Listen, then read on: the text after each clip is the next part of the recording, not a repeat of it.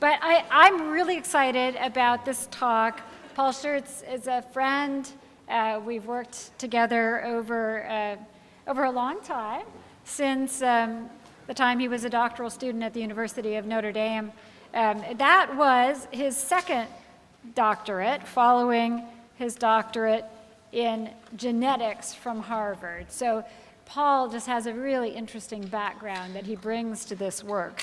He has previously taught at the Catholic University of America and the University of Virginia. He's now teaching back at the University of Notre Dame, where he got that PhD in theology.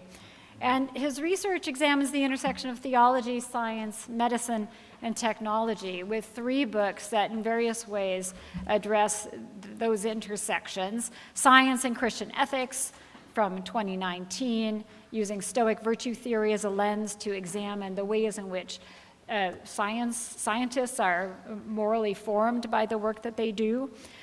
His book, Tomorrow's Troubles from 2022, and The Ethics of Precision Medicine, 2024, examine the role of quantitative risk analysis in contemporary life and in specifically healthcare. We worked together on a collaborative grant on science-engaged theological anthropology, and you can see how that is shaping some of the work that he does. And importantly, we heard yesterday, was it yesterday? That was today. It's all blurring now, about Brian Cutter's involvement with the Roman Catholic Dicastery for Culture and Education, Center for Digital Culture, and the volume that was produced. And Paul Schertz was an editor of that volume, which again is a really valuable resource for anyone thinking about AI. It was published in 2024, Encountering Artificial Intelligence. So can't think of a better person to be addressing us at this conference, and please join me in welcoming Paul to the podium.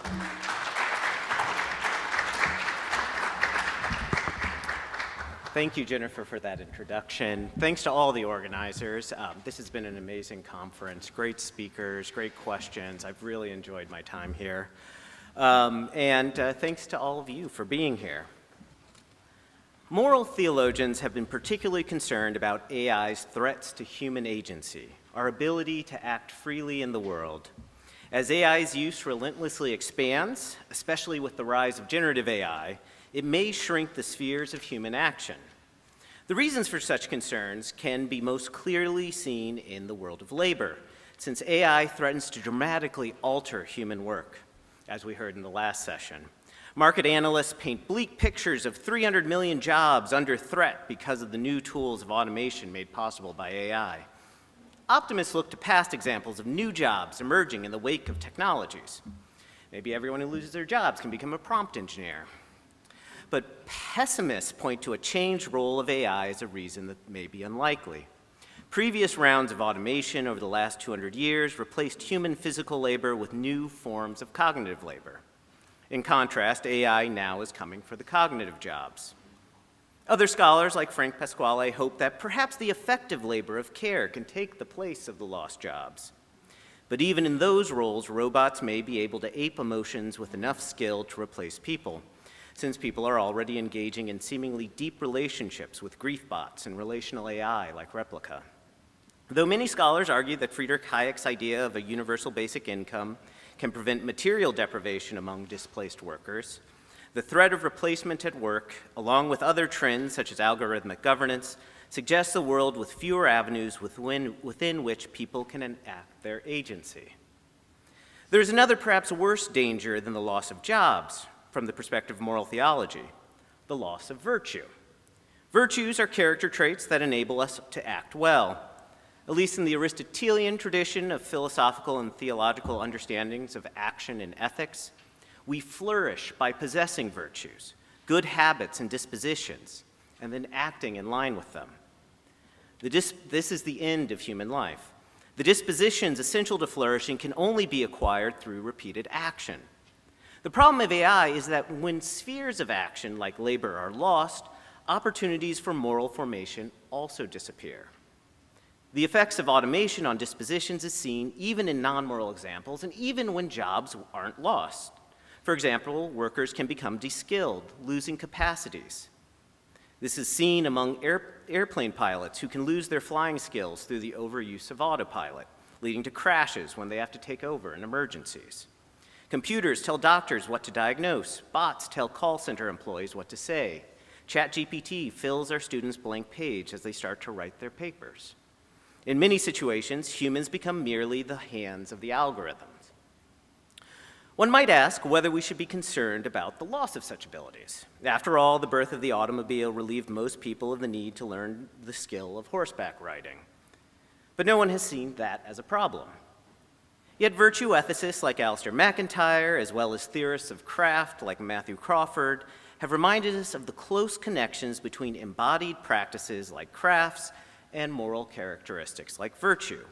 It is through embodied practices of work that we learn important habits like patience, diligence, attention to the material at hand, respect for tradition and reality, as well as learn to see goods internal to these practices, like specific excellences in crafts.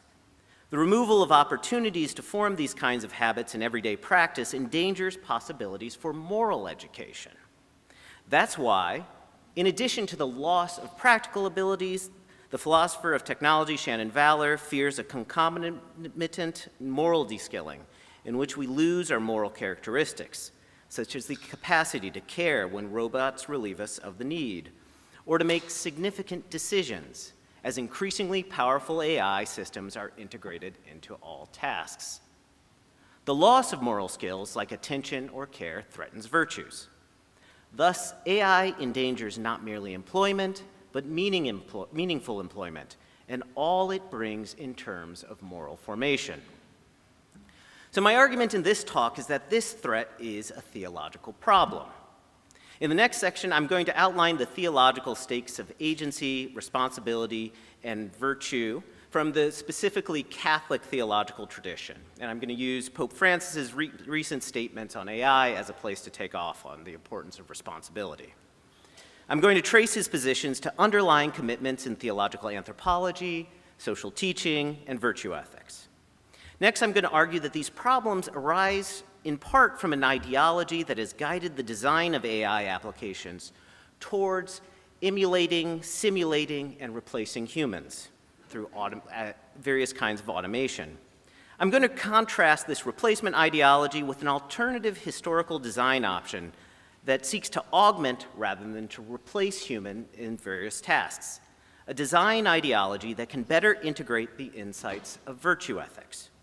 I'm going to end with suggestions for how we can better think about modes of AI that will support human agency rather than undermining it.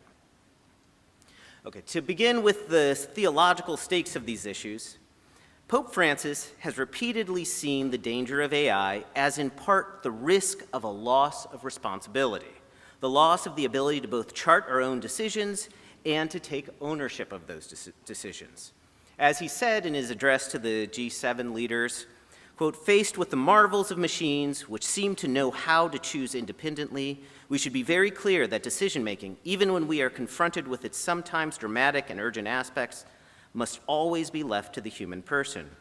We would condemn humanity to a future without hope if we took away people's ability to make decisions about themselves and their lives by dooming them to depend on the choices of machines. And in part, this danger is that people will lose the ability to exercise practical wisdom." In this vein of thought, he is likely most directly influenced by the work of the German theologian Romano Guardini, whose critique of modern society in his book, The End of the Modern World, deeply influenced the encyclical Laudato Si. Francis actually started a dissertation that he never finished on Guardini, so it deeply shapes his thought. The sequel to this critique was entitled Power and Responsibility. In that essay, Guardini expresses his fears that in postmodernity, power is exercised in such a way that, quote, "there may be no appealable will at all, no person answerable for power, only an anonymous organization, or we could say a machine, each department of which transfers its authority to the next, thus leaving each seemingly exempt from responsibility." There's a loss of a connection between human action and any kind of outcome, a disappearance of agency in any kind of substantive form. Now, responsibility, as many 20th century theologians argued, from Dietrich to Bonhoeffer to Yale's own H. Richard Niebuhr among Protestants, and from Bernard Herring to Guardini among Catholics, is one of the proper forms of Christian agency. It is agency in the shape of the person freely choosing in response to God's call in the moment, and with care for those people and duties entrusted to the person. It is the form of agency threatened by the size and power of modern bureaucracies. AI serves to strengthen the power of bureaucracies to the detriment of the individual exercise of prudence. More deeply, Francis and Guardini's concerns with responsibility are also shaped by the Catholic social tradition's commitment to labor. From Rerum Novarum on, the documents in this tradition have seen the importance of work and property as being in their capacity to enable forms of human agency and self-realization. In the ideal painted by the documents of Catholic social teaching, employment allows everyone to have the responsibility to shape their own future, to engage their virtue of prudence in order to shape their lives. Now, the importance of human agency and responsibility in the social tradition, is also grounded in Catholic theological anthropology. Fundamental to that anthropology is an idea that we've heard many times, that humans are created in the imago Dei, the image of God. An aspect of that image, along with relationality, our eternal destiny with God, and so forth, is the human root capacity for reason and free will. As the tradition has taught through Thomas Aquinas, John Damascene, and back through other patristic writers. It's also these capacities that allow us to serve in the role of steward toward the earth. Of course, that free responsibility cannot be enacted arbitrarily. It must be a wise stewardship. This free responsibility is ultimately perfected in the virtue of prudence, the virtue that is the perfection of human practical reasoning. Now, as Thomas Aquinas argued, following a patristic tradition, the biblical discussion of our creation in the image and likeness of God in Genesis points to the teleological nature of human life. Though every person always possesses the image of God, developing into the likeness of God is a task to pursue over the course of our lives in cooperation with God's grace. We achieve that likeness through virtue by shaping our character in such a way that charity becomes the form of all of our actions. AI's implementation in the workplace would thus be dangerous because it would eliminate a domain of skilled responsibility in which humans till and keep the world, or at least reduce those activities that would enable the development of that skilled responsibility. The danger of AI would thus be that workers are unable to exercise and develop their practical reasoning, their virtue of prudence, along with other virtues. Because of this, avenues for forming oneself into the likeness of God, the end of all human action, are closed off. Yet this analysis leaves open the question as to whether AI inevitably threatens responsible agency and human virtue. As I understand it, a properly Christian theology of technology cannot be at base technologically determinist because of Christianity's commitment to the goodness of God's creation, which now, through human action, includes technologies. Christianity is also committed to the ability of human agency to shape the world and things in the world in positive ways, which occurs in part through our technologies. As John Paul II argued in Laborem Exercens, quote, understood in this case not as a capacity or aptitude for work, but rather as a whole set of instruments which man uses in his work, technology is undoubtedly man's ally. It facilitates his work, perfects, accelerates, and augments it. It leads to an increase in the quantity of things produced by work, and in many cases, improves their quality. I'm going to later in this talk highlight this focus on augmenting our work. Machines enabled us to write or at least edit these papers with ease and to all convene together over the thousands of miles that separated us. Machines actually lead to new forms of human community and flourishing. AI, I believe, can be implemented in ways that bolster rather than undermine human agency, therefore. However, John Paul II is equally correct when he warns that technology, quote, can cease to be man's ally and become almost his enemy, as when the mechanization of work supplants him, taking away all personal satisfaction and the incentive to creativity and responsibility. when it deprives many workers of their previous employment, or when, through exalting the machine, it reduces man to the status of its slave. Quotes. Machines need not be a threat to agency or skill, therefore. The real question is, why are they not designed in such a way as to bolster agency? Pope Francis suggests that the problems are due to the worldview and ideologies through which technologies are designed. Quote, we cannot therefore conceal the concrete risk inherent in its fundamental design that AI might limit our worldview to realities expressible in numbers. So it leads to a reductionist worldview, and enclosed in predetermined categories, thereby excluding the contribution of other forms of truth and imposing uniform anthropological, socioeconomic, and cultural models. The technological paradigm embodied in artificial intelligence runs the risk then of becoming a far more dangerous paradigm, which I have already identified as the technocratic paradigm. So our technologies arise out of a reductionist manipulative worldview, is Francis's argument.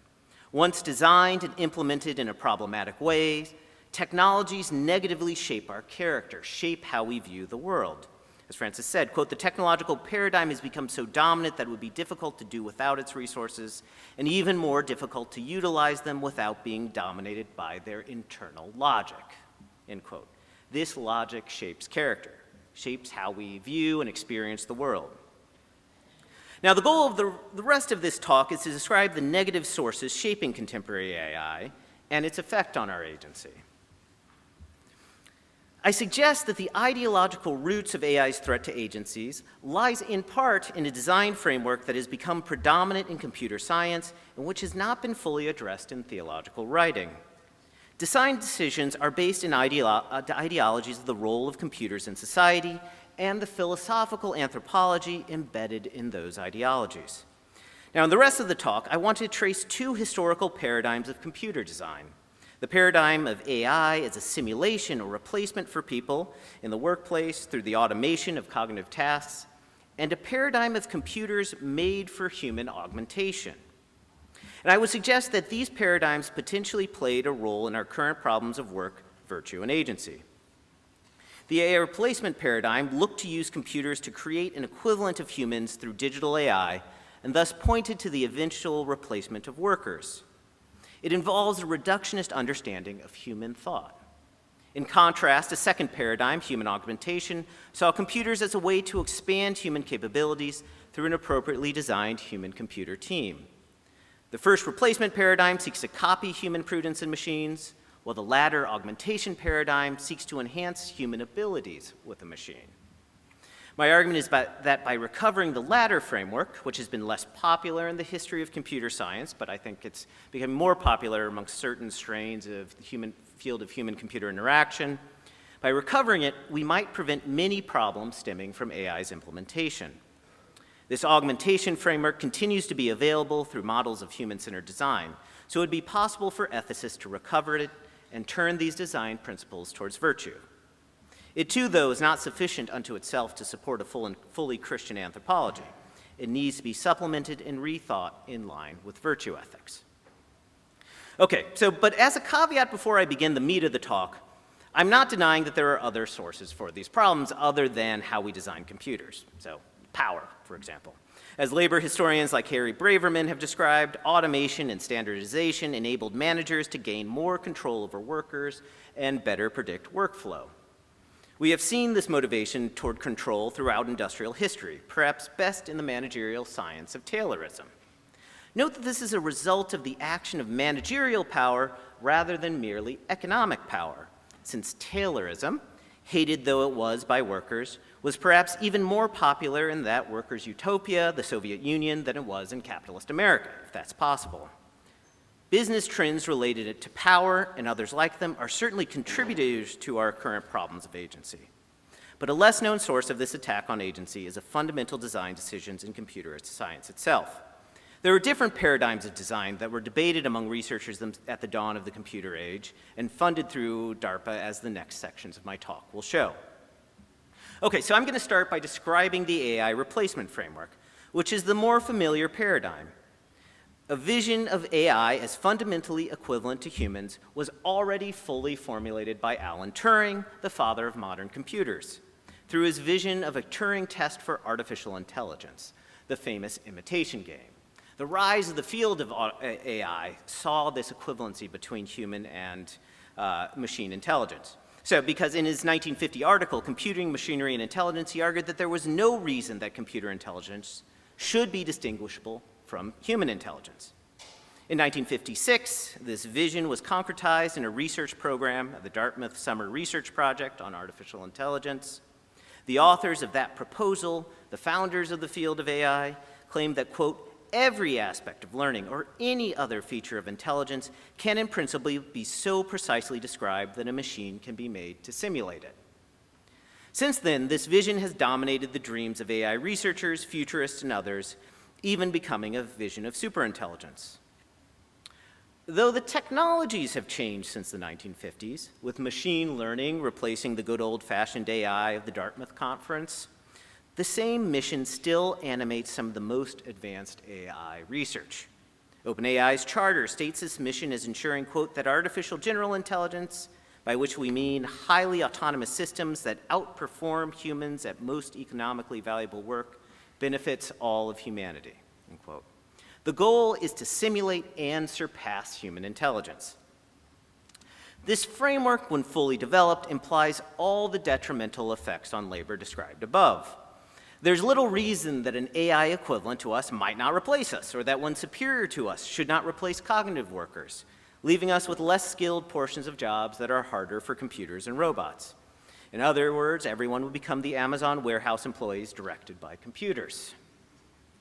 I find this paradigm and the general dream of AI replacing humans at work through automation profoundly unconvincing. First, there are philosophical reasons related to intentionality and consciousness that many people have discussed today and lead many scholars to doubt that AI will reach something like human intelligence. In the current paradigm of machine learning, of AI research, and this is what I'm talking about, AI research and AI paradigms as we now see them, the technology is a statistical manipulation of pre-existing data that identifies patterns and correlations in order to predict the likelihood of some future event, or the next word in a sentence in a sense of ChatGPT, or identify some common feature that allows for matching.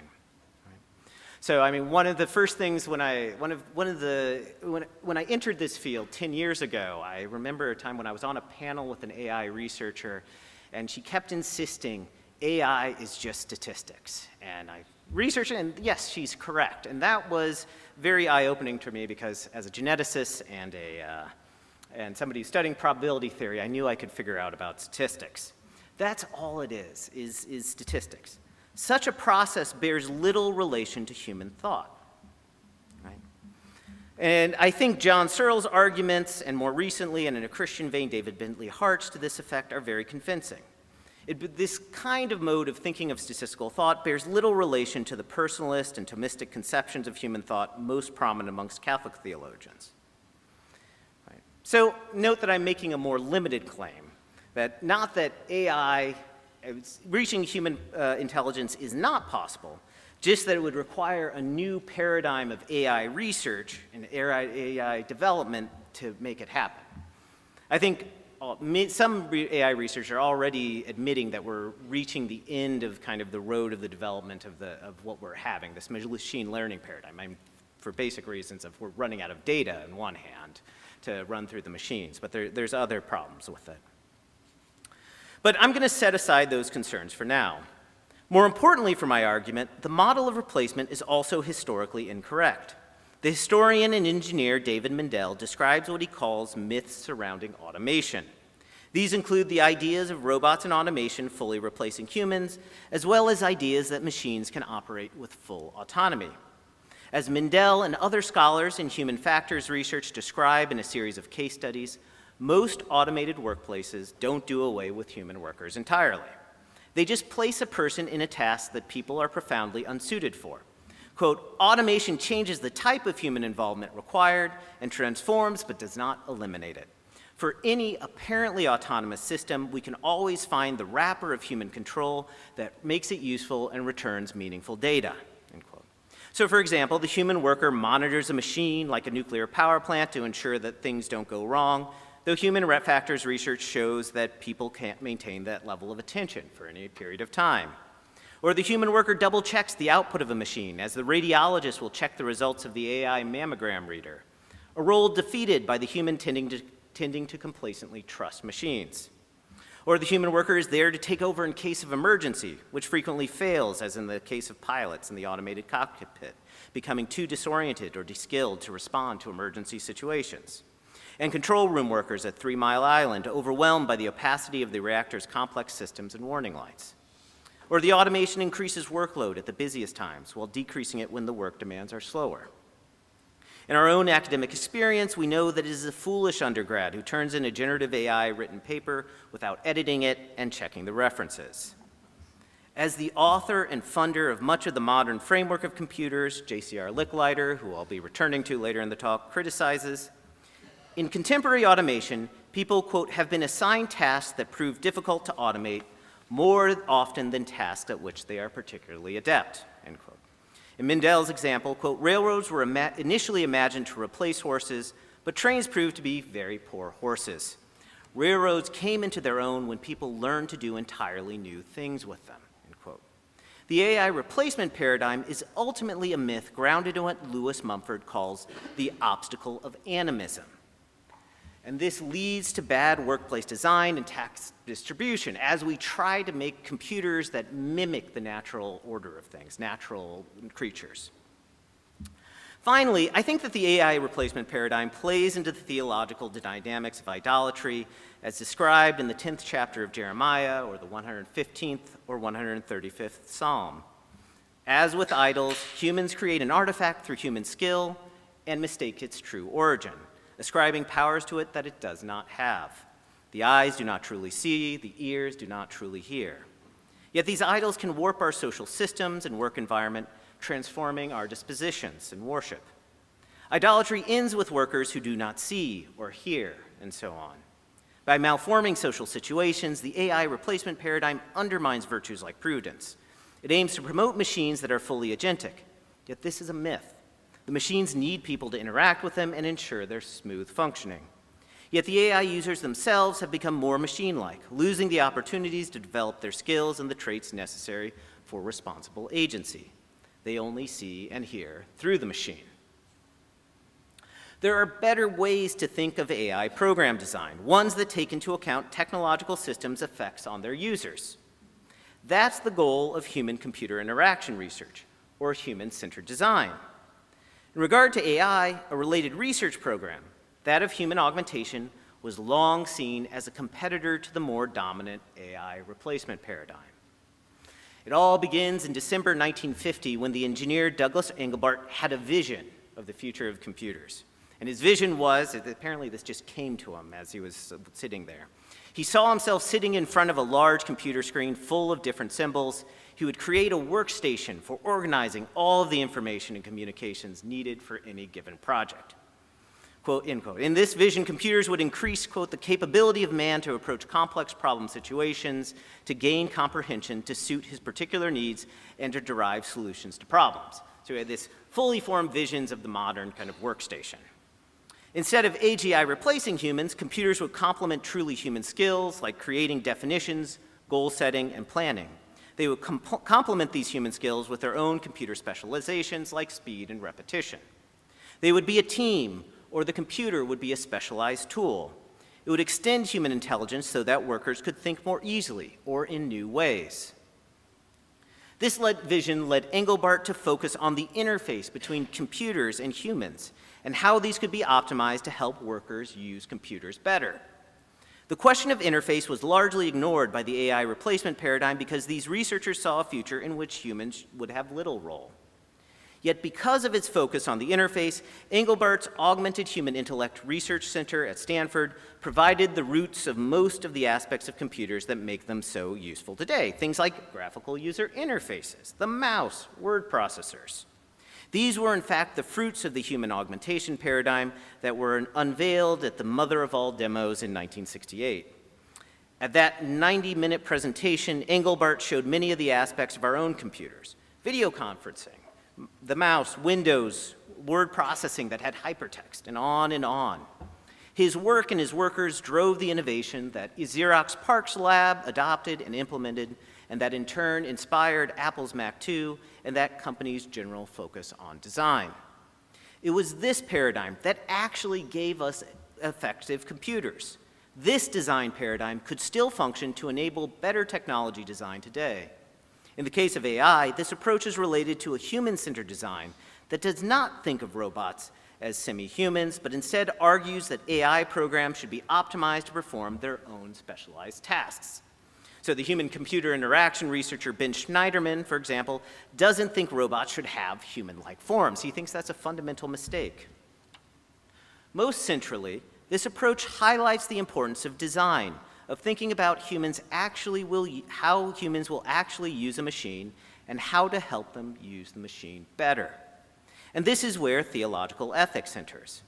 Much research in human-computer interaction looks merely at productivity and safety. Funded by businesses, these researchers understandably ask questions like, if a workstation is configured in a certain way, will it lead to productivity gains? They seek to ensure that pilots are actually competent to take over in the event of an emergency, or that alarms be designed such that they are not so frequent and annoying that people turn them off. They ask whether the device is easy to use.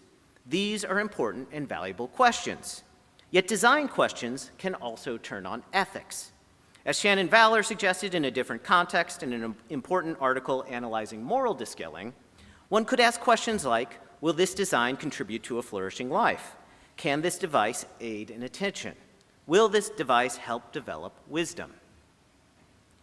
Now, there's much talk of value-centered design, but that framework looks primarily to objective features of the machine, like biased inputs or privacy protection. I'm interested in how these questions impact virtue formation in the user.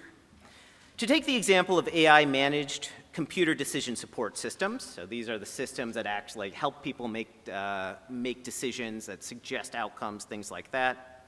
So in one vision, a doctor could be told the diagnosis. The military targeting computer could just tell the human in the loop as a drone pilot whether to fire or not. The financial AI could merely indicate whether to buy or sell. Such a procedure would ultimately de-skill the worker through an automation bias.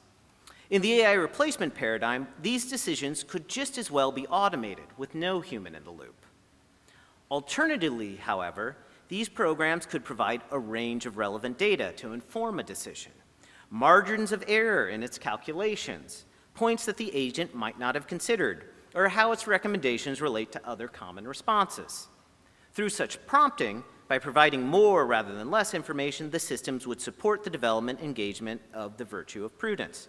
They would support, without replacing, memory, circumspection, and caution, and they would enhance human responsibility. To take another example, my colleagues at Notre Dame in computer science and engineering, Louisa Conwill, Megan Levis, and Walter Shirer, have already tried to show how Catholic social teaching can play a role in the design of social networking software. Echoing Pope Francis's concern with the importance of direct human-to-human encounter, the I-thou relationship described by Martin Buber, the authors examine what sorts of features in social media encourage true dialogue and which discourage it. For example, top-down monitoring decisions or algorithms that aim at maximizing screen time, both implemented through AI, drive action that discourage dialogue and responsibility. In contrast, having self-moderated groups, like one finds in some subreddits, is a helpful form of organization in that it allows for subsidiarity and group responsibility. Their solutions are in part structural. So, for example, venture capital financing tends to play into the attention economy, so software development should take place in a more subsidiary manner in local hacker communities. In part, they also look to the cultivation of individual dispositions and users. Both of those are important considerations. But most of their suggestions depend on the actual features of the programs themselves. What kind of vision of the world and the person are embedded in programs' interface and user interaction? I take their discussion as an exemplary mode of design by which programmers can shape the tools that we all use in order to ensure that these programs augment rather than undermine our abilities and flourishing. Or to take a third example, doctors are frequently distracted by the electronic medical record during patient visits. They look at the screen rather than the patient, forced to input values into the electronic chart as they speak. This distraction cannot but interfere with the doctor-patient relationship and the forms of care that it represents. On the AI replacement paradigm, the doctor could be replaced with a chatbot for most visits, thus totally eliminating a human encounter. This is one option being pursued, especially as patients become more used to the disembodied engagements of telehealth. In contrast, and in line with the human augmentation model, many healthcare systems are attempting to implement ambient AI that transcribes the conversation between the physician and patient, analyzes it, and uses those data to automatically fill out the medical chart. Thus, the program allows the physician to continue to cultivate virtues of intention and interpersonal care. The physician is still using her skills, is still developing virtues, and has even more capability for developing virtues, since she will not be distracted by the bureaucratic tasks of filling out paperwork. The AI program thus supports rather than undermines virtue, augmenting human responsibility. Of course, such an augmentation framework can go wrong, especially if it is motivated by an incorrect anthropology or corrupt motives. We see a first wrong turn in current social media, which is designed with deep attention to human motivations and characteristics. Unfortunately, these programmers view us as consumers looking for the next hit of dopamine provided by the next story or a new like on a post on our social media feeds. The programmers take advantage of a search for novelty and approval to addict users to their platforms in order to maximize revenues. More deeply, they view humans as behavioristic stimulus response machines with little to augment. Those who design these systems are deeply attuned to human psychology and its interaction with design decisions, but use that attunement in very problematic ways. A second incorrect vision can truly be said to aim at augmentation, but do so in a way that subordinates the human person to a larger system or a larger bureaucracy. This is the cybernetic vision that can be seen in J.C.R. Licklider's work. Licklider was a psychologist and computer scientist who was heavily involved in the Cold War adaptation of computers in the defense industry. He held several important posts in military research agencies, such as the Advanced Research Project Agency, ARPA, the precursor to DARPA. His sponsorship drove research that gave many of the foundational pieces of our technological age, such as ARPANET, the forerunner of the internet. Licklider, he was one of the people who really created our contemporary world. He was also deeply invested in AI, but he was also interested in the interplay between humans and machines. As such, he was an early supporter of Engelbart, although he was also the person who eventually pulled much of Engelbart's funding. Licklider's vision of human computing teaming was also slightly different than Engelbart's, insofar as Licklider described it as a human-machine symbiosis. In his cybernetic vision, computers would be designed to enhance human productivity, not in order to augment their thought, but to create a unit that worked together as a component in a machine completing a larger task. These tools would be at the service of a large organization.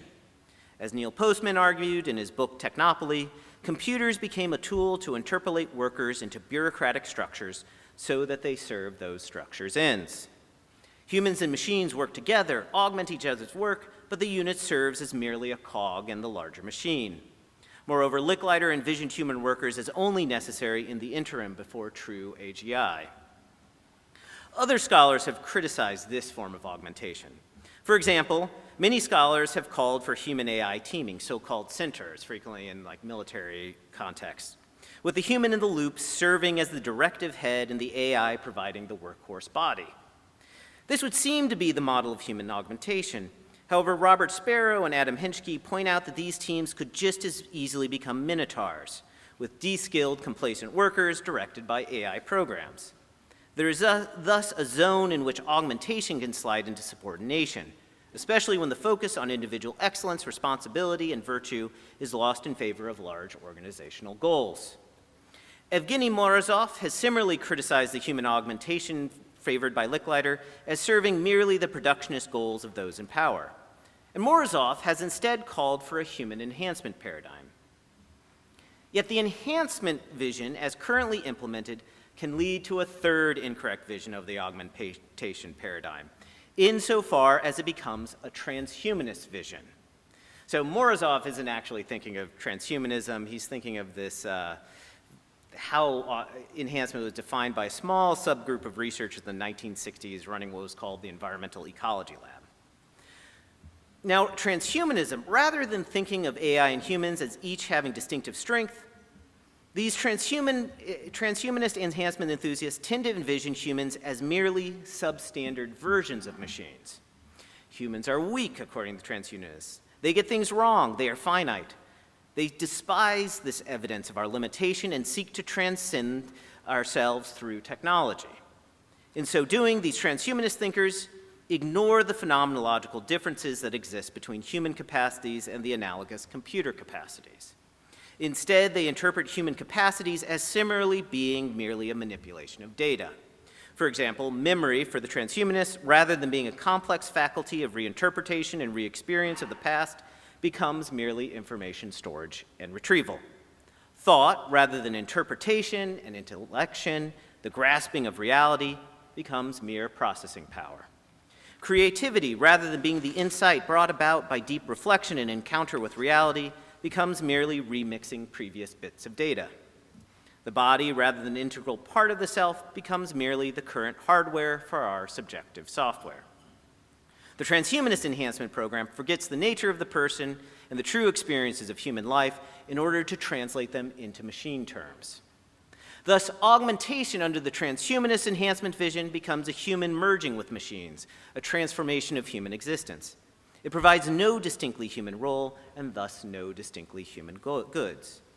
Its goals, though vaguely mentioning new experiences on occasion, are primarily ones of utilitarian maximization. More years of life, more processing power, more production. A similar problem occurs even in relation to ethical enhancement. Love is just more altruism. Transhumanist enhancement holds little hope for thinking of technologies that may actually lead to a more flourishing human existence or more responsibility.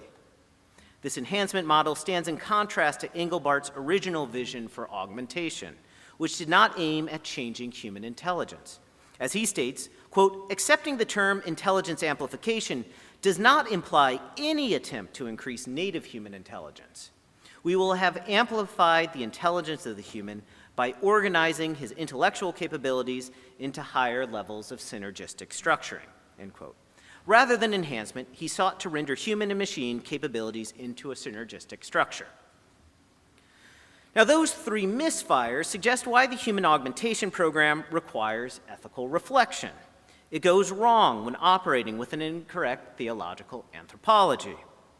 Without a concrete vision of the human person, it offers no framework for a flourishing life, except a utilitarian quest for more, which, as Aristotle explained in relation to greed, will always be unfulfilling. Yet, if it were implemented in a proper fashion, the human augmentation paradigm could resolve the problem of the even worse AI replacement paradigm. We're already seeing the errors of not taking account of design and some of the problems emerging with generative AI. Recent newspaper and magazine articles describe how nearly 2 years after it became publicly available, businesses were still trying to figure out use cases for generative AI. Right? There are extreme fears that a bubble has emerged because businesses can't figure out how to use this to make a profit. It's nearly inconceivable that somewhere close to $50 billion of investment have been poured into a technology without these clear use cases. And furthermore, so you get New York Times opinion pieces, like the one came out 2 years ago that's declared that generative AI technology is decidedly mid. A human augmentation framework would have put those questions of ends and functions and excellences first. Many of the uses of AI that have been developed are negative. Undergraduates cheating on papers or deepfakes imitating political figures and thus undermining the news environment. The late discovery of these problems is leading to attempts at post hoc technical fixes, like watermarks on AI-generated pictures or AI text detectors. Or even worse, clunky institutional solutions are put in place. New laws or censorship frameworks for deepfakes or getting rid of the 5-page paper in undergraduate classes. Again, any kind of forethought about how humans might use these technologies and design decisions that took those uses into account could have relieved those problems. AI companies could, and some have undertaken, a much more intentional design philosophy. Finally, there is merely the clunkiness of the interface of these AI tools that have such difficulties translating human queries into the appropriate results. They have required a new class of employee, the prompt engineer, merely to interact with them. A focus on design and human-computer interface might have solved such problems, and companies embedding generative AI into tools like Google Search are attempting to remove some of the needs for explicit prompting. Now, that's not to say that explicit design, even directed toward augmentation of essentially human traits with an eye toward human flourishing, will solve all problems. Not every aspect of a new technology is predictable. And even some aspects that can be predicted will lead to fundamental alterations whose impacts are difficult to foresee. As media theorists Marshall McLuhan and Walter Ong described in such detail, new media and technologies fundamentally alter our interaction with the world. For example, the format of the mass-produced book supported a vision of authorial objectivity that was undermined by the styles and formats of electronic media. Even in the 1960s, these writers predicted our post-truth era merely because of their insights into the nature of the media. Yet these new media forms also provide new kinds of knowledge, connection, and evangelization. How does one choose between the costs and benefits of the new media, even when one becomes aware of them?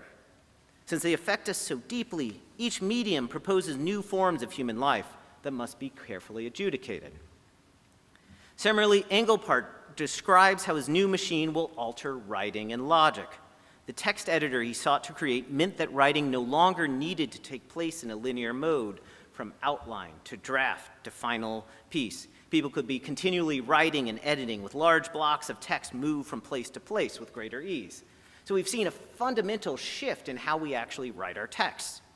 He thinks his computers could also allow a new form of logic because as external methods of symbol manipulation shift, they feed back on our very forms of thought. How do we judge the benefits of such changes? How do we even frame the relevant questions in virtue terminologies? There are thus many unanswered questions how to actually design technologies that truly augment human capacities in ways that are congruent with virtue, responsibility, and human flourishing. Even with those outstanding questions, this augmentation framework is superior to a vision of AI that seeks to supplant human agency entirely with AI programs. This replacement paradigm supports a flourishing life at neither the individual nor the social level. Moreover, it's not even achievable on its own terms, as it falls victim to the myth of automation. And thankfully, there are many people in the human interaction world, in the world of human-centered AI design, who are willing to take these steps forward. So the next step for theological ethics is to examine how technologies form or deform virtue, support or supplant responsibility. We perhaps can take a page from ancient virtue ethicists who spent as much time considering the appropriate design of political institutions as they did considering personal virtues. So take, for example, Plato's Laws or Aristotle's Politics. Ancient philosophers of virtue realized the importance of political institutions in forming virtuous citizens. The context within which virtues are shaped and formed are as important for their actual success as our individual efforts at formation. With rising awareness of civil society in modernity and the aftermath of industrialization, 19th and 20th century virtue theorists, at least in the Catholic tradition, realized that the context of moral formation had changed. Therefore, they developed models of social and productive institution designed to support virtues, community, and flourishing, such as worker cooperatives, the post-war German economics model, or economy of communion businesses. All of these virtue theorists recognize the importance of political and social institutions for individual virtue and human flourishing. Today, we're just beginning to realize how technologies can deeply influence moral formation. With our new appreciation of the effects of technologies on human character, perhaps the next focus of virtue theorists should be on which technological interfaces truly support virtue and human flourishing. The human augmentation model gives us at least a framework for beginning such deliberation. Thank you.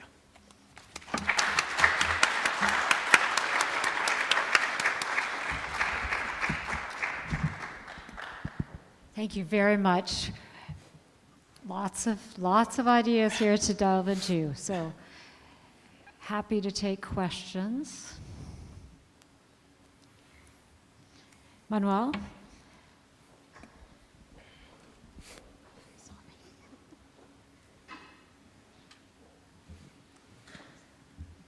Thanks so much for the talk. Super interesting, and I'm, as you might expect, sympathetic to lots of pieces of it. I wanted to ask a little bit about this last bit, though.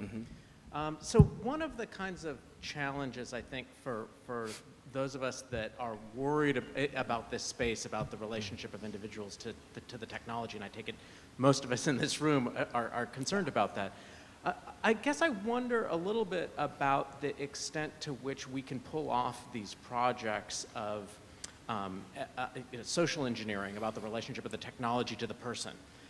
That is, because these technologies, as you know, get used in lots of ways that are sometimes unexpected ways. And I worry, I mean, to put it in the form of a worry, I worry that our ability to, as it were, catch up and know how these technologies are going to get deployed are always going to arrive too late after the moment at which a kind of social ecology has grown up around the deployment of these things. And then we look and think, oh, I guess it was a mistake to let teenagers have access to social media, or that sort of thing. And so I think, even though I'm sympathetic to the idea that part of the power of stories about how we do good moral formation is attention to the ways in which the social world interacts with the technologies and human psychological dispositions, I'm all for it. I think we should do it.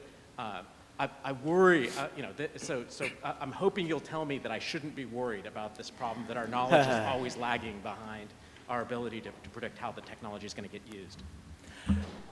Yes, I mean, I think that is a worry. Like, as I say, I don't think we can predict everything, and there will be things that will escape our abilities of prediction.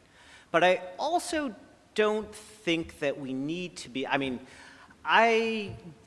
looking back at how Catholic social teaching responded to the Industrial Revolution, it didn't jump right in there. In 1860, they fixed it, right? I mean, it took 80 years before you had the development, 90 years before you had the development of concrete social institutions that were actually embodying some of those in the post-war Christian democratic kind of parties that arose in that space. So the Catholic Church takes the long view, right? So I think that's one thing that we can do, right? So there's these things are not going to be immediately implemented. You have to develop hearts and minds. Already you're seeing everyone recognizing that, oh, it was bad for teenagers to have access to these things. We should retrace our steps on that. But I think also there is an opening amongst, perhaps not the CEOs of these huge top 7 tech companies, but at least amongst designers and people who are developing these things, human-computer interaction people, that, oh, we would actually like our technologies to do good things in the world and to be good for people. I mean, most engineers don't, they want to, like most doctors, they want to do good in the world, right? So training, education, spreading these things is the first step that you start getting these ideas implemented in things. Right.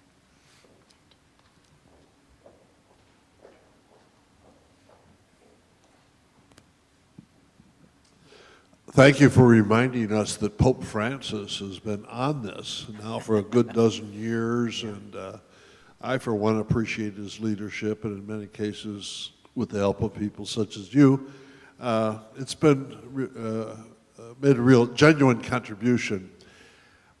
Pope Francis is really concerned about the common good and pressing AI into the service of the common good. Do you have any ideas of how you get from the vision of the common good into the common good? I could imagine institutions with AI would program the common good into their machines. Is there any moment, any possibility we could ask AI itself, hey, help us attain the common good?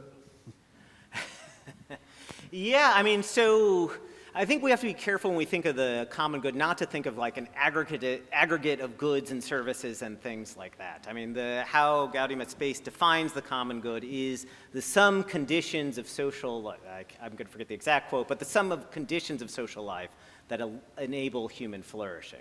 Right, so a lot of that is in how in specific ways we can have agency and responsibility, how doctors can actually make decisions, all of these spaces in which people flourish in the workplace. And then, of course, there's also the problems of bias, of the ways that problematic visions can so definitely social conditions and the distribution of good also play into the common good.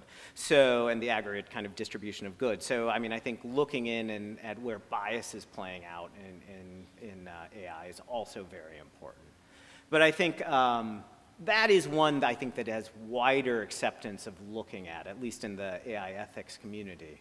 But I think these other conditions for a flourishing life, ensuring that in each individual subsidiary place we have the capabilities of actually acting into the world, of seeking charity, of forming ourselves well, and forming community, I think that frequently gets lost when we think about these technologies.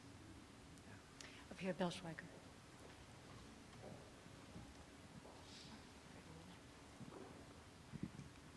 Thank you for a wonderful talk. I was wanting to ask a question about your framing, and then maybe a disagreement on moral theory. The framing seems to go something like this. We have a certain paradigm or worldview called the technological paradigm by Francis and others. And if we just change that to some other encompassing worldview, then we will act appropriately. The same argument has been done over and over in environmental ethics. If we simply don't see the world as standing reserved for us to use, we can be good stewards. Underlying that is the assumption that if you know the good, you will do it. And is that really the case? Theologically, but also just descriptively, phenomenologically. My second question is, are you convinced, and I take it near the end of your talk, you're raising some issues with this, but are you really convinced that virtue ethics alone can do all the work? Thomas Aquinas has a very complex hermeneutical connection between the treatise on virtue and the treatise on law. And I've never understood how Catholic theologians pull out virtue without its connection to law. So I'm wondering what is the overarching moral theory that's holding this together? It's an excellent paper, but I'm just trying to understand some of the inner mechanisms of it. Right. Thank you very much. Those are very clarifying questions. Yes, so I mean, yeah, I think the technocratic paradigm aspects of Francis are fundamentally coming out of kind of a Heideggerian past of like how we see the world in a problematic way, and we need to renew our vision of the world, right? But in part, this is not just kind of recovering kind of phenomenological or existential things. This is also deeply tied to the tradition of Catholic virtue ethics. Right, so Joseph Pieper, in his short book on prudence, right, he has an important section where he says, prudence is fundamentally a way of seeing. Now, it's a way of seeing the world, what's morally salient in the world, what are the ends we should seek, also seeing around ourselves for the cautions, right? So prudence is, I think this is where the kind of Heideggerian understanding, this technocratic paradigm, connects very closely with kind of Catholic, classic Thomistic analyses of prudence. Now, the thing to note, though, is a worldview is not easy to change, right? So this is where it's like, would changing our worldview and how we see others, if we all saw Christ in the other, would we actually act differently? Well, I think if we actually did truly see Christ in the others, that would change how we did. But the problem is, so here's where I'm coming from Stoic ethics, right? So a Stoic ethics has a long process of formation that's ultimately teleological, right? You're fundamentally incoherent. As you said, we're St. Paul, at war with ourselves. We have these desires that are irrational, but we also have this good vision. And this is the process of ascesis. This is what we're doing in Lent, and we're fasting, and all of these things is trying to transform our desires, trying to transform ourselves, meditations, in order to alleviate that incoherence, so only the true vision hangs through, right? So this is the philosophy of the way of life. Yeah. So yeah. Isn't that really Platonic or Socratic? If you know the good, you'll do it. And it's merely, and certainly the Stoics were Socratic in some respects. And so I'm not sure that that's true in Christian theology. I think, well, it depends on who you're reading, right? You know, so you go into the monastic tradition, right? There is if you remove the passions, apatheia in the monastic understanding of it, in the Christian understanding of it, will lead to virtuous ethics. The soul will be clear and you will act rightly, right? So that is one strand of how to understand Christian ethics. The problem is that it's really hard to get there. Right? It takes a lifetime of ethical work to get there. Frequently, the Socratic move is misunderstood. The philosophy as a way of life is misunderstood. It's like, oh, I have this propositional knowledge, and that'll act. That's not how it goes. You have to embed it deeply within your persona and the virtue. But I think there is a fundamental difference in our kind of our anthropology here. But yeah, I mean, that makes sense to you at least? Right. And so law and virtue, right, yes. So that's a continuing argument amongst Catholic moral theologians and Thomists. How do we relate these together, right? So, I mean, yeah, we can talk about virtue all the time and still have a very detailed kind of casuistry to kind of work through it. Now, this isn't kind of my expertise in here, and I certainly would not be one to reject law, right? But generally how this is worked through is that what laws are doing are telling you acts that can never be done, acts that don't allow you to form virtue, that are always against kind of living towards virtue that direct you towards God. That's generally how you try to kind of meld the law and virtue. Well, the new law is Christ infused on the soul. Exactly. Yes. No, that is correct. Yeah.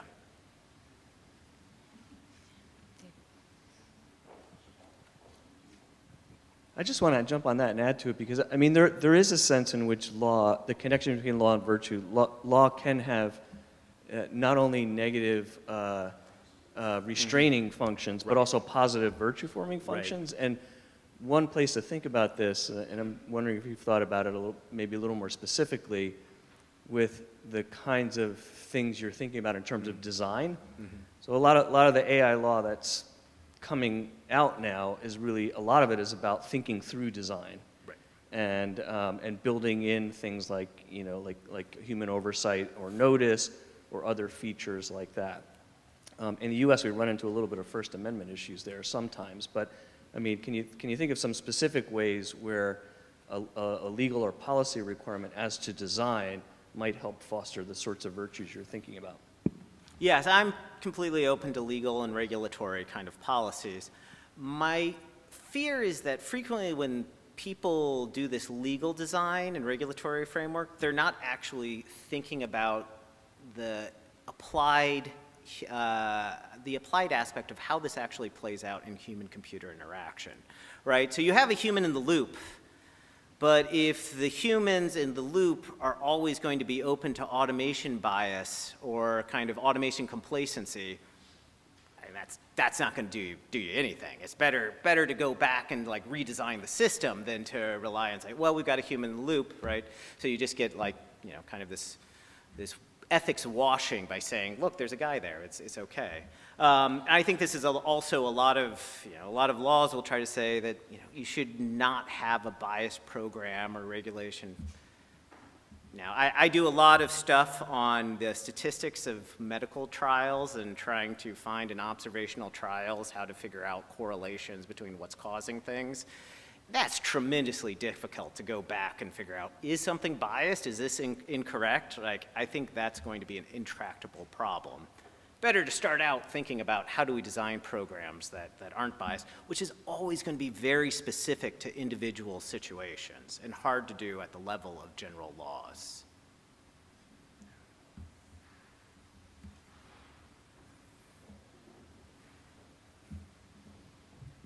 Thank you for your very rich talk. Perhaps you might have already kind of answered this just now, but Can you my, we're not oh, hearing you. Yeah, that's better. my question, I really appreciated your two paradigms about, the replacement versus the augmentation, and my question centers more on the ways that this augmentation can go wrong when it's not, that it's not an end in itself, but that it requires moral reflection and engagement, because in a lot of ways, I hear that as also kind of echoing Plato's Phaedrus as well, where he criticizes the technology of writing, that written philosophy is inferior to spoken philosophy because the written philosophy creates more possibility for forgetfulness, and unlike the dynamic engagement of spoken philosophy itself. So I guess, maybe you've already kind of spoken to this already, but elaborating more on this sort of augmentation and the ways it can go wrong. Yeah, no, I mean, I think that's right. And I think most people take the Phaedrus and are just like, silly Plato trying to get rid of writing, right? Things like that. But when I think back to like medieval theologians and how much of the Bible they had memorized and all of the texts they had memorized, like, I wish I had that kind of memory. And there is a real problem that I don't have that kind of memory and I can just recall things, right? I would be a much better theologian if I had that. But at the same time, the breadth of sources that I am able to access and the different kinds of technologies I'm able to access are opened up by writing, I think, in some ways makes up for those losses, right? So, I mean, I think this is part of it is, it's difficult to weigh the costs of benefits of totally different forms of life. But it is kind of a prudent, but you have to note that there are always costs, there are always benefits. How do we weigh those is an exercise in prudence that I think we're still trying to figure out very early on.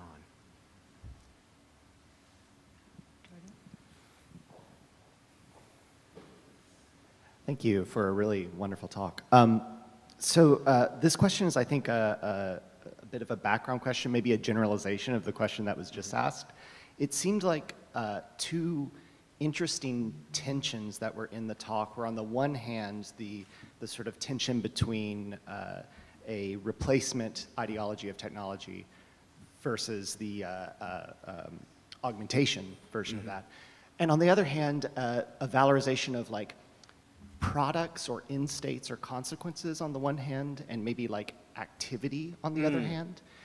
And I guess I'm wondering, is there a relationship between these two tensions? Like, is there a way in which the replacement ideology is uniquely connected to a valorization of product or of end states, whereas enhancement says something about the value of activities? Yeah. No, I think that's I affirm what you say. Yeah, no, I think the augmentation it's tied to the virtue activities. Like, virtue is all about act, right? Flourishing is an act. It's in the act of the virtue where you get the full flourishing. So augmentation is going to favor the end state. Replacement is going to, in general, focus on consequences, but I'm not necessarily sure that you'll always get to better consequences with the replacement thing. I think you actually get to worse consequences in a lot of ways, especially since AI technologies are always focused on the statistical average, right?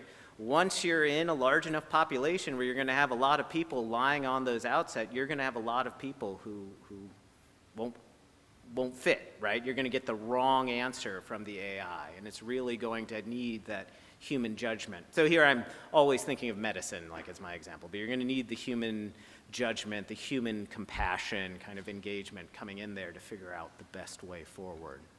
So yeah, I think there is a difference on what people focus on, but I think, I would argue, but this isn't where it hangs its head, that augmentation will frequently lead to better consequences in many forms.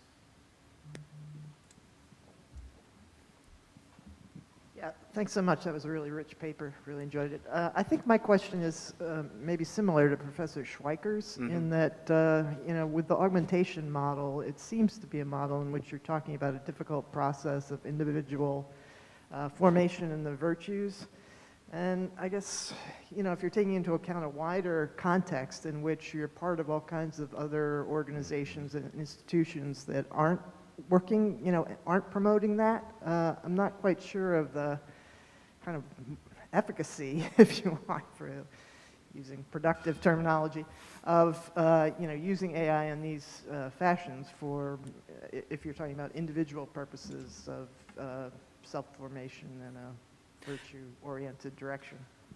Right. No, and I would not deny and so I also would agree with you, and I'm very concerned with the effects that large institutions have on people. I will accept the McIntyrean point that bureaucratic institutions are both necessary for the practices of virtue, but also have frequently a deforming effect as they seek external goods. And that is just one of those tensions of human life. But it's not that, you haven't, like medicine for a long time, and even still, it tries to reach certain kinds of virtues of the physician or the nurse, right? And there's training in these. There's more and more as the institution becomes more and more capitalistic, focused on certain kinds of metrics and outcomes, that's being deformed. But I think you can have virtue being formed even in modes of spaces where it's very much kind of institution-driven, right? And a lot of where I'm thinking about these things at first, and it's easiest to think about these things, is already professions where you have like a rich history of kind of people focusing on virtues and kind of activity like that. So nursing, medicine, teaching, even in the military, there's a lot of focus in the service academies on kind of virtue formation. Yeah. Here up front.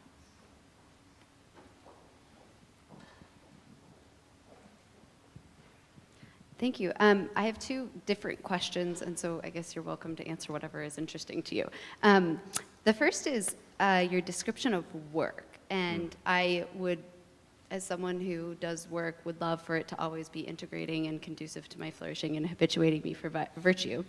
However, I don't think that's always the case, and I think for many people, work is not even remotely close to that. And so how do you engage with some of the romanticization of labor, and specifically, how do you think about that in relationship to either augmentation or otherwise paradigms that maybe just reproduce the same kind of work relations? Okay, that's one question. Other question,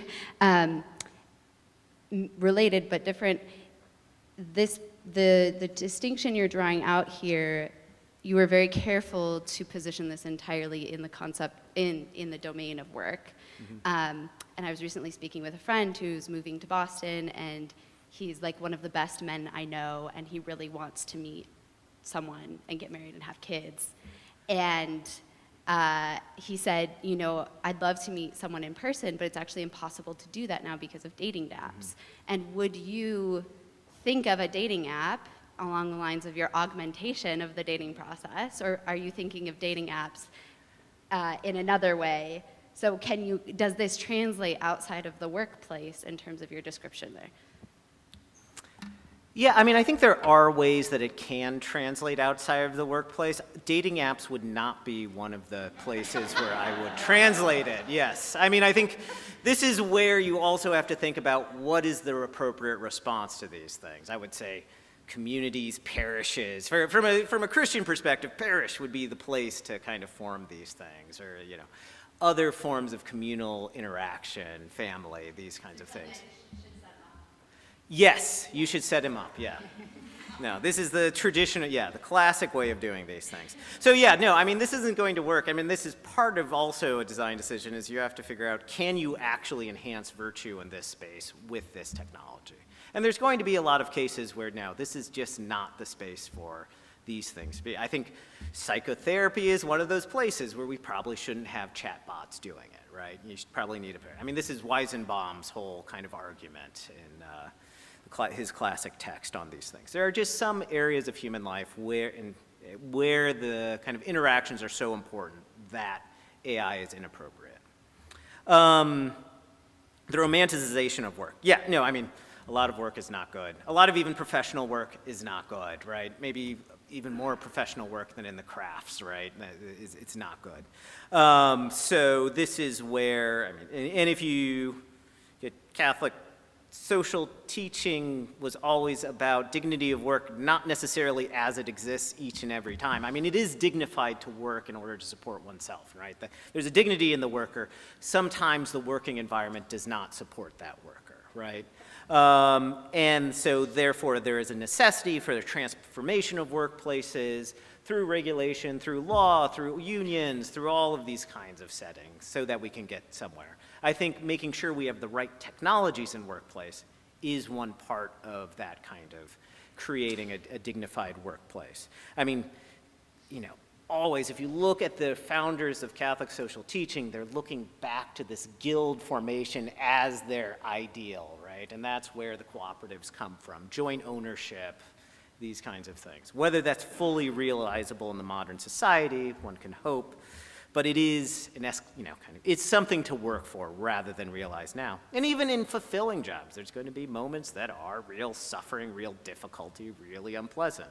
But that's what you take on with a lot of these jobs. You know, grading is going to be coming up soon, so. Over here.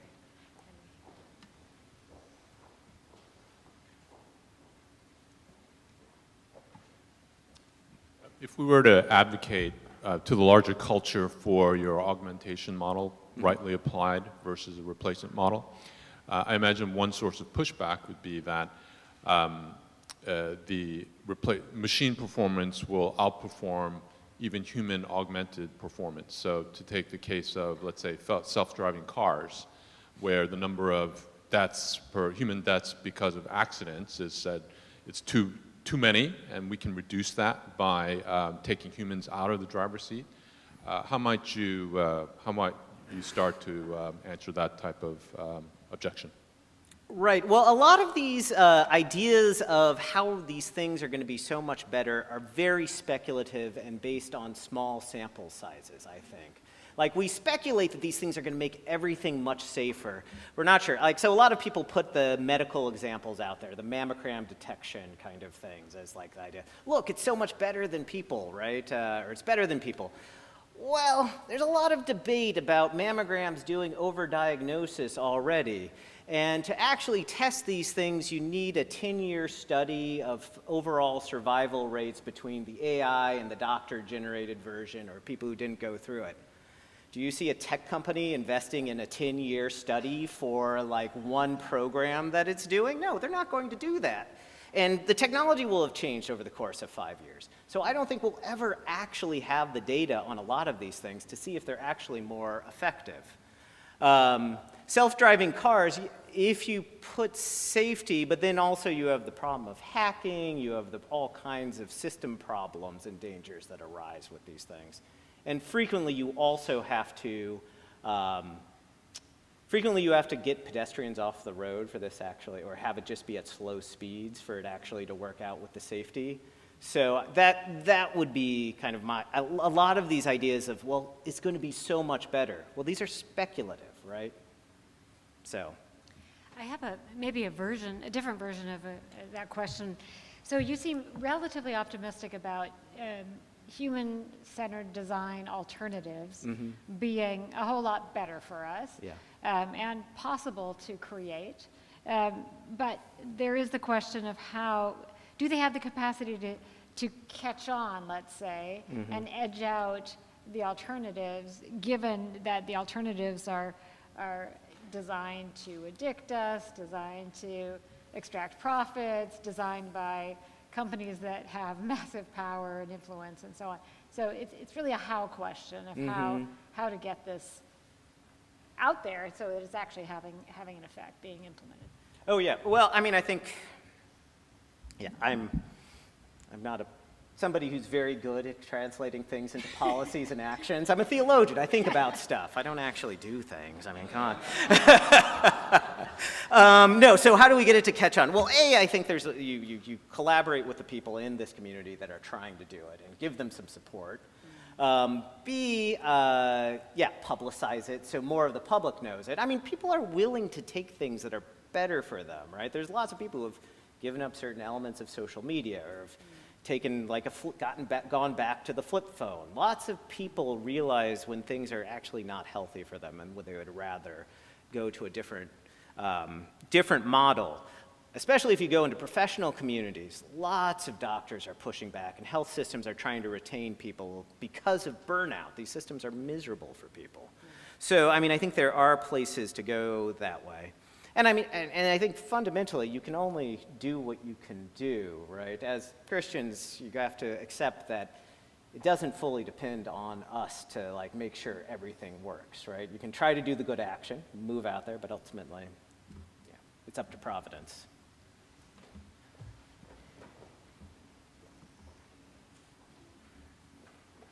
Thank you very much, and I think you're right on, you know, with the human-centered design. Michael Hannigan from Intersections has written on this as well, especially with application of theological education. He has a white paper on this very subject about the importance of centering human-centered design as we design learning activities for students using AI and so on. But I think there's an interesting kind of caveat or sort of side point to say, which is, you know, like the study about the empathy of doctors being perceived as being less than the empathy of AI bots in terms of the answers. You know, it's a well-known study, and it actually showed that though nurses scored better than either the doctors or the AI, right, as being as having empathy. Right. But the authors of that in the American Journal, the American Medical Journal, they actually pointed out though that the reason for this though is that doctors have been conditioned to interact with patients in a very specific way that is about sort of maximizing the distribution of medical resources. So they're designed in their interactions to be as brief and efficient as possible. Whereas nurses have much more time to spend talking to a patient, and of course the AI has infinite time to spend talking to the patient. So this is kind of an example of kind of an externalized institutional value that has to do with the way that we distribute resources, that the AI in some ways actually pushes against in your kind of augmented sort of you know, idea. So yeah. Yeah, thank you. I mean, that's a great point, right? Yeah, so why did it work? Because the AI, the doctors don't have enough time to write out a nice little kind of long thing, right?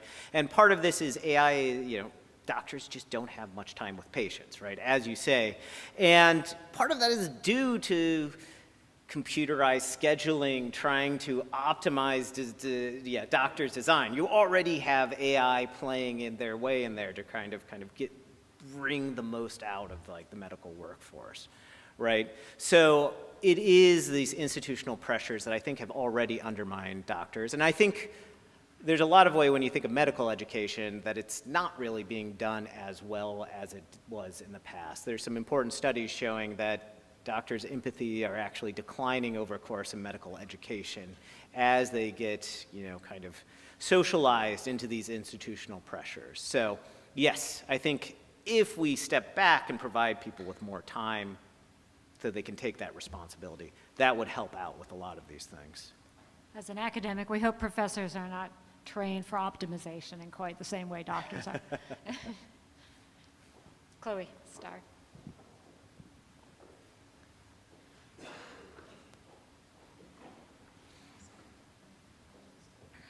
Thank you. I just wanted to briefly go back to the question when you said theology needs to look at how technologies deform virtue. Well, how is that going to happen, especially in this country, without any particular governmental oversight input at this point? I mean, one can see how it might happen in the Vatican. I can see precisely how it can happen and does happen in some of our more autocratic competitors further east. Who are, you know, working at government level very much, thinking about this. But how's it going to happen in the US? How are we going to analyze where the things are How are you going to ensure that non-virtue deforming technological modes get regulated at an institutional level in this country? So going back to earlier panels, but also questions that you've raised.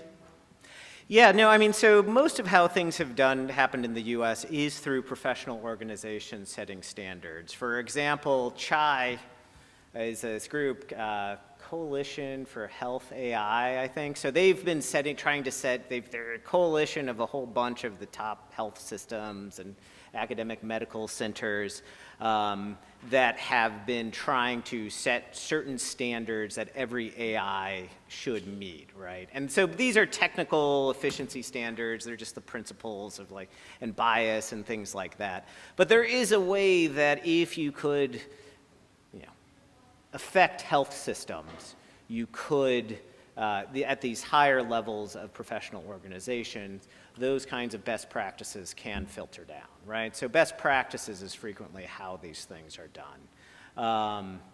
Yeah, and whether that will always work perfectly, no, it will not. But no, neither does autocratic regulation really work well a lot of the times. I mean, you find people doing workarounds all the time in autocratic countries.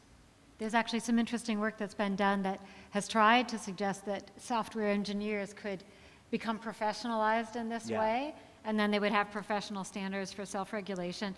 But I have to admit, I'm skeptical about that because they're just not a profession. They're not, they're not organized in that way. Yes, thank you. I'd like to add actually a couple of ideas here. Self-regulating mechanisms can take the shape of, insurance, for example. Oh, yeah. We can't hear. If the AI, they can take the shape, self-regulating mechanisms can take the shape of insurance, liability insurance. If the AI system or product gives bad answers or non-virtuous answers to the point of causing harm, the AI provider would be subject to, say, lawsuits and the insurance, and so he would have new insurance products that cover AI liability and would force the AI designers and developers to be much more careful and to design with virtue in mind. The other self-regulating mechanism could be competition. When we first started with using web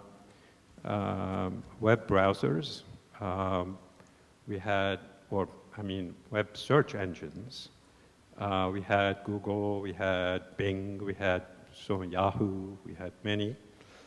And ultimately, Google took over because they were the best. And so you're going to see that, for example, the competition between the ChatGPTs and the Claudes of the world will be competing so much that people will migrate to the best, meaning those that ultimately give virtuous answers, good answers. So I believe that that type of mechanism is going to, and that type of mechanism is much faster than regulations and laws and policies and so on and so forth. So you have market mechanisms that can help here. Can't count on them 100%, but that's, of course, can't count.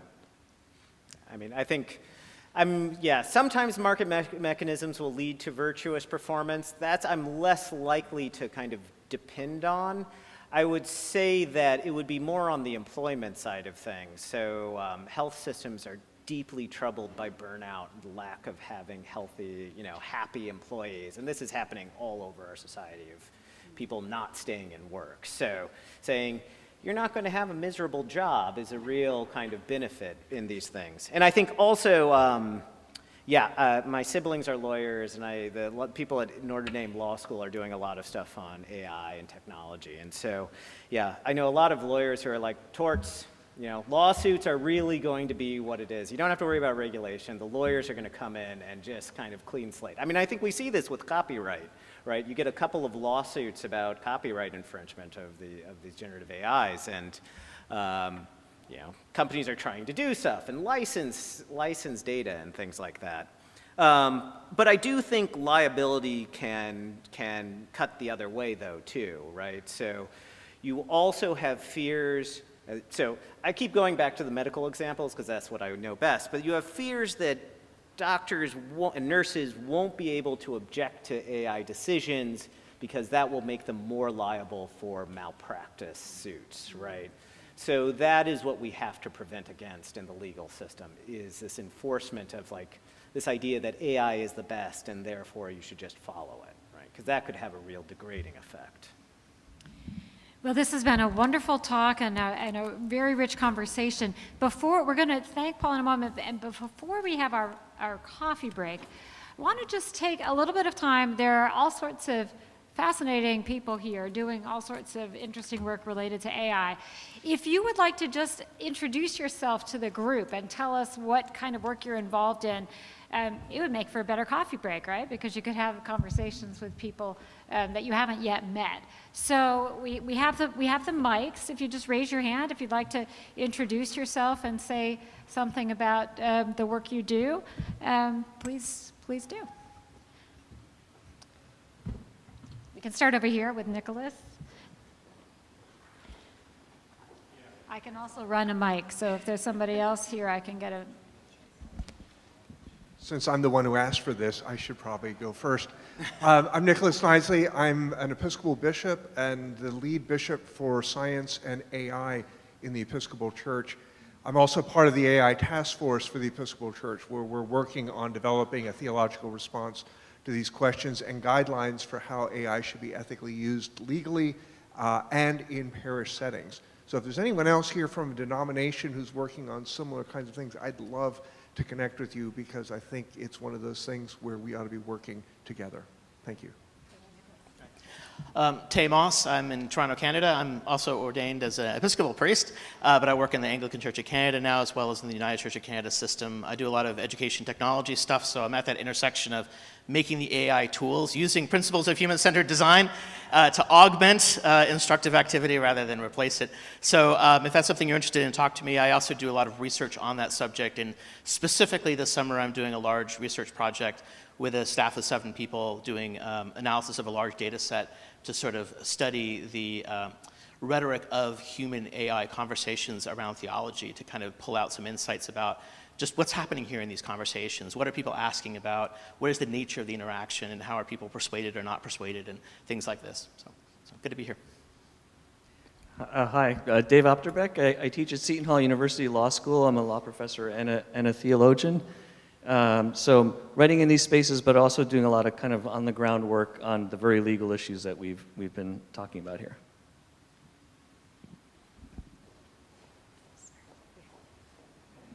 You're faster. Hi, I'm Christine Housel. I'm a YDS grad and have been working in the ecumenical movement in Geneva, Switzerland for some time, and in the NGO space, and have gotten into the AI ethics space and doing some policy contribution around children as stakeholders in AI, which is no one wants to engage, and also bringing the church voice into some of those spaces, which is really unusual. And I find it creates some discomfort by some, but a lot of interest. And there's a lot of recognition, even by those who are fairly disappointed with the church, that the church could and should contribute a lot.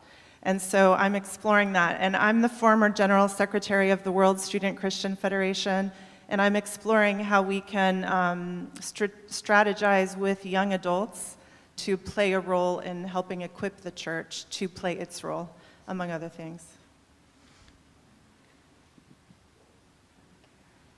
Wave at me. Thank you. I am an associate research scholar in the philosophy department at Yale. I am working on free will, AI, moral agency within a comparative framework of Islamic and Western philosophy in light of current neuroscientific research. Thank you. Others? Here. So I'm Roger Willer. I'm the Director for Theological Ethics in the Evangelical Lutheran Church in America. And I know our church needs to do some things on AI, which is why I'm here. Anyone else? One more. I'm Michael Walden. I'm a rabbi in Silicon Valley, California. And the work I'm focusing on is AI and disruptions to society's contemporary diet of meaning. Thank you. Anyone else would like to introduce themselves? I mean, really, it's just wonderful to see the group of people that we've been able to manage to bring together here, and I hope your conversations continue to be fruitful. Let's thank Paul, and then